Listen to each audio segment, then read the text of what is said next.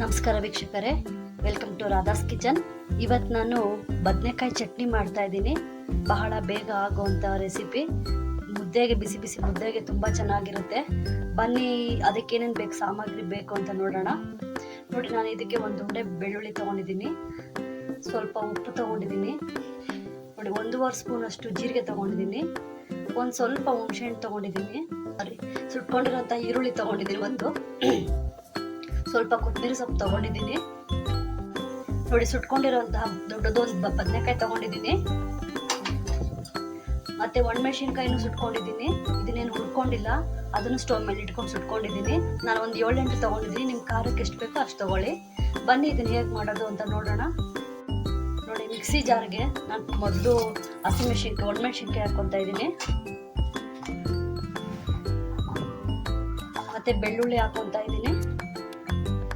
ಇವು ಸ್ವಲ್ಪ ನುಣ್ಣಗಾದ್ಮೇಲೆ ಆಮೇಲೆ ಲಾಸ್ಟಲ್ಲಿ ಬದನೆಕಾಯಿ ಹಾಕೊಳ್ಳೋಣ. ಆಮೇಲೆ ಹುಣಸೆಹಣ್ಣು ಹಾಕ್ಕೊತಾ ಇದ್ದೀನಿ, ಆಮೇಲೆ ಒಂದು ಸುಟ್ಕೊಂಡಿರೋಂಥ ಈರುಳ್ಳಿ ಹಾಕ್ಕೊತಾ ಇದ್ದೀನಿ, ನೋಡಿ ಜೀರಿಗೆ ಕೂಡ ಹಾಕ್ಕೊಂಡಿದ್ದೀನಿ. ಬನ್ನಿ, ಇದನ್ನು ಸ್ವಲ್ಪ ರುಬ್ಕೊಂಡು ಬರೋಣ. ನೋಡಿ, ಈ ಥರ ಸ್ವಲ್ಪ ತರಿಯಾಗಿ ರುಬ್ಬಬೇಕು, ತುಂಬ ನುಣ್ಣಗೆ ರುಬ್ಬಕ್ಕೆ ಹೋಗ್ಬೇಡಿ. ನೋಡಿ, ಹಿಂಗೆ ಇರ್ಬೇಕು, ಹಿಂಗೆ.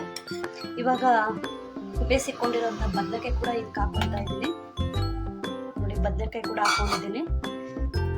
ಇವಾಗ ಕೊತ್ತಂಬರಿ ಸೊಪ್ಪು ಕೂಡ ಹಾಕ್ಕೊತಾ ಇದ್ದೀನಿ. ಇದಕ್ಕೆ ಸ್ವಲ್ಪ ನೀರು ಹಾಕೊಳ್ಳೋಣ. ಕೊತ್ತಂಬರಿ ಕೂಡ ಹಾಕ್ಕೊಂಡಿದ್ದೀನಿ, ಸ್ವಲ್ಪ ನೀರು ಹಾಕೊಳ್ಳೋಣ. ನಾನು ರುಚಿಗೆ ತಕ್ಕಷ್ಟು ಉಪ್ಪು ಹಾಕ್ಕೊತಾ ಇದ್ದೀನಿ. ಬನ್ನಿ, ಇವಾಗ ರುಬ್ಕೊಂಬರೋಣ.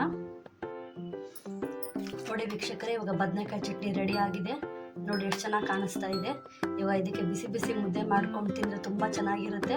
ಇದಕ್ಕೇನು ಒಗ್ಗರಣೆ ಏನು ಹಾಕೋ ಅವಶ್ಯಕತೆ ಇಲ್ಲ, ಹೀಗೆ ತಿಂದ್ರೆ ಚೆನ್ನಾಗಿರೋದು, ಒಗ್ಗರಣೆ ಹಾಕಿದ್ರೆ ಚೆನ್ನಾಗಿರಲ್ಲ. ನೋಡಿ ವೀಕ್ಷಕರೇ, ಬದನೆಕಾಯಿ ಚಟ್ನಿ ರೆಡಿ ಆಗಿದೆ. ಬಹಳ ಬೇಗ ಮಾಡುವಂಥ ರೆಸಿಪಿ ಇದು. ಇದನ್ನು ಮುದ್ದೆ ಮಾಡ್ಬೇಕಾದ್ರೆ ಮಾಡ್ಕೊಂಡು ತಿಂದರೆ ತುಂಬ ಚೆನ್ನಾಗಿರುತ್ತೆ, ಇಲ್ಲಾಂದರೆ ಒಂಥರ ಗಟ್ಟಿ ಆಗಿಬಿಡುತ್ತೆ. ನನ್ನ ಚಾನಲ್ ಇಷ್ಟ ಆದರೆ ಲೈಕ್ ಮಾಡಿ, ಶೇರ್ ಮಾಡಿ, ಸಬ್ಸ್ಕ್ರೈಬ್ ಮಾಡಿ ಫ್ರೆಂಡ್ಸ್.